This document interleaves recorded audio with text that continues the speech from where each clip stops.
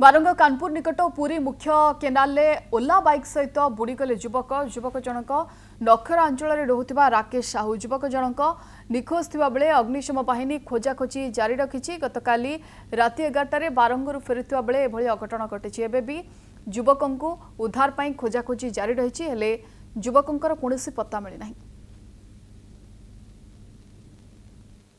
जे मु फेरु जाई नै ऑफिस रे अछि, तमे तमर खाइ दियो, मु मोर पछन खाइ।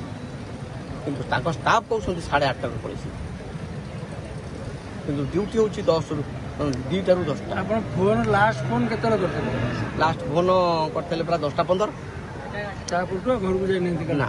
खबर केंती कोन पाइले? खबर पाइले बा पुलिस ले की जते बेले ओलाटा को नै की पुलिस गले थाना रे से फोन कले, मोबाइल कॉल करके हमको आपण का पिला मो गाड़ी एठी पड़ी पिला को हमें पाबो। मैं भाबुछु अनुमान करा जाउछि जे ताको कोड खोज कराइछि।